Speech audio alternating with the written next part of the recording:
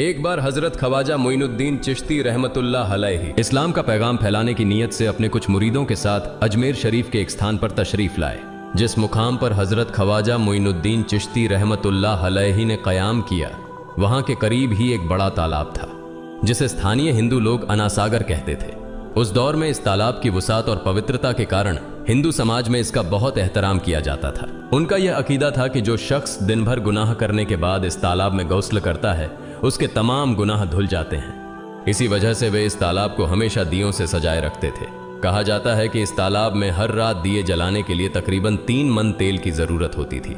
तालाब की पवित्रता के कारण वहां सभी हिंदुओं को दाखिल होने की इजाजत नहीं थी। सिर्फ आला तबके के ब्राह्मण ही वहां गौस्ल कर सकते थे और तालाब के पानी को छू सकते थे। उनका यह मानना था कि अगर ब्राह्मणों के अलावा कोई और तालाब के पानी को छू ले तो पानी नापाक हो जाएगा। हजरत ख्वाजा मोइनुद्दीन चिश्ती रहमतुल्लाह अलैहि और उनके मुरीद लंबे सफर से थके हुए थे। कुछ देर आराम फरमाने के बाद जब नमाज का वक्त हुआ तो ख्वाजा मोइनुद्दीन चिश्ती रहमतुल्लाह अलैहि ने हजरत बख्तियार काकी रहमतुल्लाह अलैहि को अजान देने का हुक्म दिया। हुक्म पाकर हजरत बख्तियार काकी रहमतुल्लाह अलैहि ने अजान देना शुरू किया। उस वक्त हिंदुस्तान में तौहीद का पैगाम और अजान के अल्फाज किसी ने नहीं सुने थे।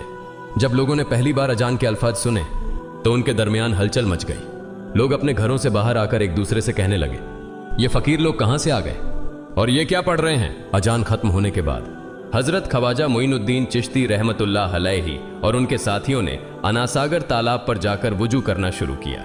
जब हिंदू पुजारियों ने देखा कि एक अजनबी दरवेश उनके मखसूस तालाब का इस्तेमाल कर रहा है तो उनके दिल में गुस्से की आग भड़क उठी। एक पुजारी बोला, यह दरवेश कहां से आ गया? बिना हमारी इजाजत के इसने हमारे पाक तालाब को हाथ लगा दिया। हम इस तालाब को कितना मुकद्दस मानते हैं और इन मुसाफिरों ने इसे नापाक कर दिया है। इसका कोई हल निकालना ही होगा। इसके बाद हजरत ख्वाजा मोइनुद्दीन चिश्ती रहमतुल्लाह अलैहि ने तमाम साथियों के साथ मिलकर जमात के साथ नमाज अदा की। लोग ये मंजर देखने लगे और कहने लगे, ये तो कोई अजीब फकीर है। हमारे मंदिरों में सब देवी देवता मौजूद हैं और ये उनकी इबादत न करके किसी नए खुदा की इबादत कर रहा है। अगर मंदिर के बाहर भी कोई खुदा है तो उसे भी मंदिर में रखा जाना चाहिए ताकि लोग उसकी भी पूजा कर सकें। शाम ढलने लगी। शाम होते ही राजा पृथ्वीराज के ऊंटों के चरवाहे अपने ऊंट लेकर उस जगह पहुंचे। इत्तेफाक से हजरत ख्वाजा मोइनुद्दीन चिश्ती रहमतुल्लाह अलैहि उसी जगह पर तशरीफ फरमा थे जहां आमतौर पर राजा के ऊंट आराम किया करते थे। चरवाहों ने देखा कि एक दरवेश का काफिला उनके मुकाम पर आकर बैठा है। उन्होंने हजरत ख्वाजा मोइनुद्दीन चिश्ती रहमतुल्लाह अलैहि और उनके साथियों से कहा, अरे फकीर बाबा, आप कहां से तशरीफ लाए हैं और यहां आकर बैठ गए? क्या आपको मालूम नहीं कि यहां रोजाना राजा पृथ्वीराज के ऊंट आराम फरमाते हैं? राजा के ऊंट यहां आराम करते हैं। ये जानते हुए भी आपने यहां बैठने की जुर्रत कैसे की? हजरत ख्वाजा मोइनुद्दीन चिश्ती रहमतुल्लाह अलैहि ने उन चरवाहों को नरमी से जवाब दिया, बाबा, हम मुसाफिर हैं और अनजान हैं। हमें मालूम नहीं था कि इस मुकाम पर राजा के ऊंट आराम करते हैं। चूंकि हम पहले ही यहां रात गुजारने का इरादा कर चुके हैं, तुम अपने ऊंटों को आज किसी और जगह आराम देने ले जाओ। आसपास बहुत सी जगहें हैं। हजरत ख्वाजा मोइनुद्दीन चिश्ती रहमतुल्लाह अलैहि का जवाब सुनकर पृथ्वीराज के चरवाहे बोले, फकीर की हिम्मत तो देखो, कहता है कि राजा के ऊंटों को कहीं और ले जाएं और खुद यहां बैठे रहेंगे। फकीर बाबा, यह तो हरगिज मुमकिन नहीं है। राजा के ऊंट अपने ही मुकाम पर बैठेंगे। यह कहकर चरवाहों ने हजरत ख्वाजा मोइनुद्दीन चिश्ती रहमतुल्लाह अलैहि और उनके साथियों को वहां से उठाने के लिए दुर्व्यवहार करना शुरू कर दिया। हजरत ख्वाजा मोइनुद्दीन चिश्ती रहमतुल्लाह अलैहि बहुत ही सरल स्वभाव के थे। जब उन्होंने देखा कि चरवाहे दुर्व्यवहार कर रहे हैं तो उन्होंने बख्तियार काकी रहमतुल्लाह अलैहि से कहा, बख्तियार, हम यहां बैठकर क्या करेंगे? जब राजा के ऊंटों को यहीं बैठाना है तो रहने दो, ऊंट यहीं बैठे, हम यहां से जा रहे हैं। यह कहकर हजरत ख्वाजा मोइनुद्दीन चिश्ती रहमतुल्लाह अलैहि अपने साथियों के साथ वहां से चले गए। अगली सुबह जब ऊंटों को फिर से चरागाह में ले जाने का समय आया तो चरवाहे ऊंटों को उठाने की कोशिश करने लगे, लेकिन बार बार कोशिश के बावजूद वे ऊंटों को उठा नहीं सके, क्योंकि अल्लाह के वली हजरत ख्वाजा मोइनुद्दीन चिश्ती रहमतुल्लाह अलैहि ने कहा था कि ऊंट यहीं बैठेंगे। अल्लाह रब्बुल आलमीन ने उनकी यह दुआ कबूल कर ली थी और ऊंटों को आदेश दिया था कि जब तक मोइनुद्दीन चिश्ती खुद नहीं कहेंगे तब तक वे यहीं बैठे रहेंगे। इसके बाद चरवाहे ऊंटों के न उठने का कारण जानने लगे। उनमें से एक नेक चरवाहा था जिसने कहा, क्या तुम्हें याद है कि हमने कल यहां से एक दरवेश को उठाया था? जाते जाते उन्होंने कहा था कि हम जा रहे हैं, राजा के ऊंट यहीं बैठेंगे। मुझे लगता है कि उनके कहे शब्दों के कारण ही राजा के ऊंट उठ नहीं पा रहे हैं। शायद वह कोई बड़े वली हैं या अल्लाह का कोई अवतार है। इस बात को महामहिम राजा के समक्ष रखते हैं। इसके बाद चरवाहे पृथ्वीराज के पास पहुंचे और हाथ जोड़कर निवेदन किया, महाराज, हमने बहुत कोशिश की, लेकिन आपके ऊंटों को उनके स्थान से नहीं उठा सके और उन्हें चरागाह में घास चराने नहीं ले जा पा रहे हैं। राजा पृथ्वीराज ने आश्चर्य से पूछा, क्या ऊंटों को कोई बीमारी है जिस कारण वे उठ नहीं पा रहे? चरवाहों ने कहा, महाराज, ऊंट पूरी तरह स्वस्थ हैं, उन्हें कोई बीमारी नहीं है। पृथ्वीराज ने कहा, तो फिर वे अपनी जगह से क्यों नहीं उठ रहे? चरवाहों ने कहा, महाराज, कल उस स्थान पर एक दरवेश बैठे थे, हमने उनके और उनके साथियों के साथ काफी दुर्व्यवहार किया और उन्हें वहां से उठा दिया था। जाते जाते उन्होंने कहा था, राजा के ऊंट यहाँ बैठेंगे और उठेंगे नहीं। हमें लगता है कि दरवेश की बद्दुआ के कारण ही ऊंट अपनी जगह से नहीं उठ पा रहे हैं। तब पृथ्वीराज ने हुक्म दिया, अच्छा, जाओ और उस दरवेश को मेरे पास ले आओ। जब हजरत ख्वाजा मोइनुद्दीन चिश्ती रहमतुल्लाह अलैहि पृथ्वीराज के दरबार में पहुंचे तो पृथ्वीराज ने उनसे पूछा, ए दरवेश, आपने मेरे ऊंटों को क्यों पंगु बना दिया है? मेरे ऊंट भूखे मर रहे हैं, कृपया अपना जादू उनसे हटा लें। अगर जादू नहीं हटाया तो मेरे ऊंट भूखे मर जाएंगे। पृथ्वीराज की बात सुनकर हजरत ख्वाजा मोइनुद्दीन चिश्ती रहमतुल्लाह अलैहि मुस्कुराते हुए बोले, हे अल्लाह के बंदे, हम मुसलमान हैं और मुसलमान कभी जादू नहीं करते। तुम्हारे ऊंटों को मैंने नहीं बल्कि इस संसार के पालनहार महान अल्लाह रब्बुल आलमीन ने बैठाया है। उनकी आज्ञा से ऊंट बैठे हैं और उनकी आज्ञा से ही उठेंगे। लेकिन मैं उस सर्वशक्तिमान से प्रार्थना कर सकता हूं कि वह तुम्हारे ऊंटों को उठने की अनुमति दे। इसके बाद हजरत ख्वाजा मोइनुद्दीन चिश्ती रहमतुल्लाह अलैहि ने अल्लाह से दुआ की, हे अल्लाह, इन ऊंटों को उनकी जगह से उठने की तौफीक दें। हजरत ख्वाजा मोइनुद्दीन चिश्ती रहमतुल्लाह अलैहि की दुआ करते ही चरवाहों ने देखा कि ऊंट अपनी जगह से उठकर चरागाह की ओर बढ़ने लगे।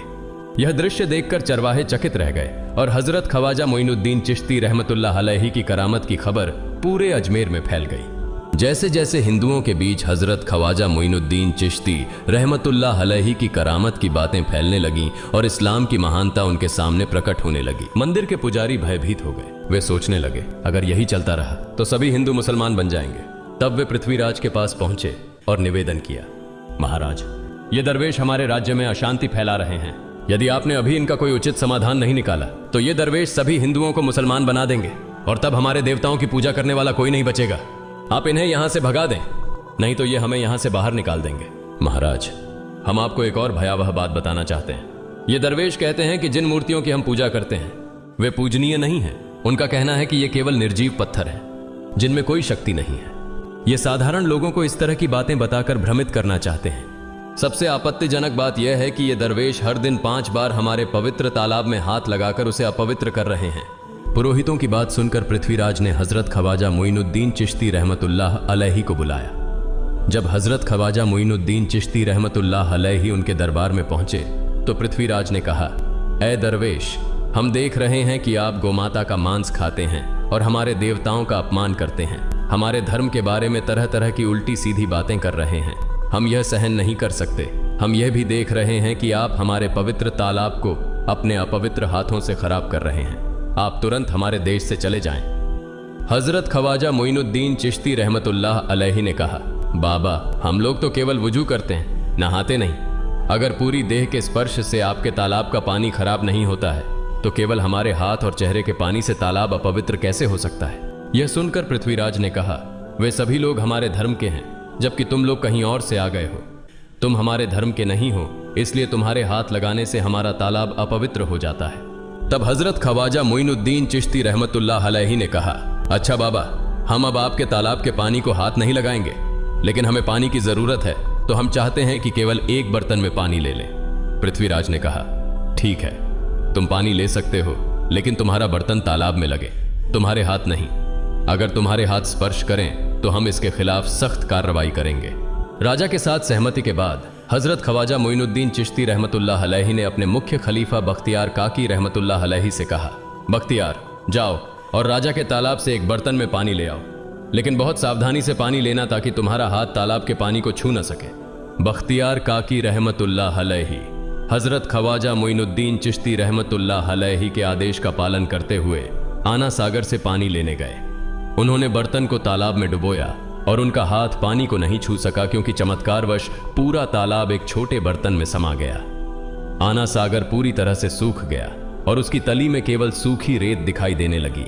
जब पुरोहितों ने देखा कि उनके पवित्र तालाब में एक भी बूंद पानी नहीं बची है और वह मरुस्थल की तरह सूख गया है तो वे घबराते हुए राजा पृथ्वीराज के पास गए और बोले, महाराज, यह तो भारी संकट हो गया है। पृथ्वीराज ने पूछा, क्या हुआ? पुरोहितों ने कहा, उस दरवेश ने हमारे पूरे तालाब का पानी ले लिया है। अब हमारे पवित्र तालाब में एक बूंद भी पानी नहीं है। अगर इस तालाब में पानी नहीं होगा तो हम अपने पापों का प्रायश्चित कैसे करेंगे? दूर दूर से हजारों हिंदू लोग इस तालाब में स्नान करने आते हैं ताकि वे अपने पाप धो सकें। अगर पानी नहीं रहेगा तो वे यहां आना बंद कर देंगे, जिससे हमारा बड़ा नुकसान होगा और अजमेर की मान मर्यादा मिट्टी में मिल जाएगी। पृथ्वीराज गहरे विचार में पड़ गए। वे हजरत ख्वाजा मोइनुद्दीन चिश्ती रहमतुल्लाह अलैहि के खिलाफ कोई कठोर कदम उठाने से झिझक रहे थे, क्योंकि उन्हें आशंका थी कि अगर उन्होंने दरवेश के खिलाफ सैनिक भेजे और दरवेश ने सैनिकों पर भी जादू कर दिया तो उनकी परेशानी और बढ़ जाएगी। इसलिए उन्होंने कहा, तुम लोग जाओ और उस दरवेश को मेरे पास बुला कर लाओ। मैं देखता हूं कि वह क्या चाहता है। अगर उसकी मांग उचित होगी तो हम उसे मान लेंगे, और यदि उचित नहीं हुई तो हम माफी मांगकर अपना तालाब का पानी वापस ले लेंगे। जब हजरत ख्वाजा मोइनुद्दीन चिश्ती रहमतुल्लाह अलैहि पृथ्वीराज के दरबार में पहुंचे तो पृथ्वीराज ने कहा, ऐ बाबा, आपने हमारे तालाब का सारा पानी ले लिया है। हम अपने पापों का प्रायश्चित कैसे करेंगे? पूरे दिन के पाप हम इस तालाब में स्नान करके धोते हैं। अगर तालाब में पानी नहीं होगा तो हम अपने पाप कैसे धोएंगे? हजरत ख्वाजा मोइनुद्दीन चिश्ती रहमतुल्लाह अलैहि ने उत्तर दिया, देखो बाबा, तुम्हारे पास आना सागर है, पर दुनिया के हर कोने में ऐसा तालाब नहीं है, तो क्या वे लोग अपने पाप कैसे धोएंगे? पापों को धोने की ताकत इस तालाब के पानी में नहीं है। पापों को माफ करने वाला केवल अल्लाह है, जिसने आकाश, धरती और पूरी सृष्टि बनाई है। उसकी इजाजत के बिना एक पत्ता भी नहीं हिलता। इसलिए मैं तुम्हें इस भ्रम को छोड़कर सही राह पर आने की दावत देता हूं। वहां मौजूद हजारों हिंदू हजरत ख्वाजा मोइनुद्दीन चिश्ती रहमतुल्लाह अलैहि की बातें मंत्रमुग्ध होकर सुन रहे थे। इसके बाद उन्होंने कहा, जाओ बख्तियार, जिस बर्तन में तुमने तालाब का पानी लिया था उसे वापस तालाब में डालाओ। बख्तियार काकी रहमतुल्लाह अलैहि हजरत ख्वाजा मोइनुद्दीन चिश्ती रहमतुल्लाह अलैहि के हुक्म से आना सागर में बर्तन का पानी डालने गए। जैसे ही बर्तन का पानी तालाब में डाला, आना सागर फिर से पानी से लबालब भर गया। इस चमत्कार को देखकर वहां मौजूद कई हिंदुओं ने कलमा पढ़कर इस्लाम कबूल कर लिया। यह देखकर हिंदू पुरोहितों और पंडितों की चिंता बढ़ गई। वे पृथ्वीराज के पास गए और बोले, महाराज, यदि अब कोई उपाय नहीं किया गया तो सारे हिंदू मुसलमान हो जाएंगे। पृथ्वीराज ने कहा, मुझे सलाह दो, इस दरवेश का मुकाबला कैसे किया जा सकता है? पुरोहितों ने कहा, यह दरवेश एक बड़ा जादूगर है, इसलिए इसका मुकाबला भी जादू से करना होगा। हमारे बीच एक बड़े पुरोहित और जादूगर रामदेव हैं, उन्हें इसके मुकाबले में भेजें। अगर वह जादू से इसे हरा सके तो हम अपने हिंदू धर्म का गौरव फिर से प्राप्त कर सकेंगे। पृथ्वीराज ने रामदेव को बुलाकर कहा, रामदेव, मैं तुम्हें इस दरवेश को जादू से हराने की जिम्मेदारी दे रहा हूं। अगर तुम उसे हरा सके तो हम अपने धर्म का गौरव फिर से पा सकेंगे। रामदेव ने पृथ्वीराज को आश्वस्त करते हुए कहा, महाराज, आप चिंता न करें, इस दरवेश को हराना मेरे लिए बहुत आसान है। मैं आपके समक्ष हमारे धर्म का गौरव वापस लाकर रहूंगा। इसके बाद रामदेव अपने साथियों के साथ हजरत ख्वाजा मोइनुद्दीन चिश्ती रहमतुल्लाह अलैहि के सामने मुकाबले के लिए पहुंचा। उसने कहा, मोइनुद्दीन, अगर तुम में ताकत है तो मुझसे जादू का मुकाबला करो। मैंने तुम जैसे बहुत से जादूगरों को हराया है। तुम्हें हराना तो मेरे लिए साधारण बात है। हजरत ख्वाजा मोइनुद्दीन चिश्ती रहमतुल्लाह अलैहि ने उसकी बातों का कोई जवाब नहीं दिया।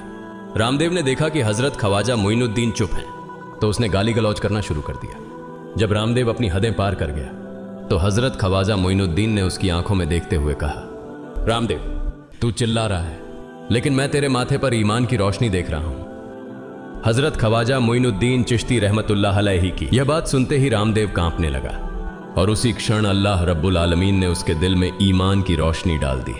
रामदेव हजरत ख्वाजा मोइनुद्दीन चिश्ती के चरणों में गिर पड़ा और बोला, हे अल्लाह के वली, मैंने आपके साथ बहुत बेअदबी की है, मुझे माफ करें और मुझे कलमा पढ़ाकर इस्लाम की राह दिखाएं।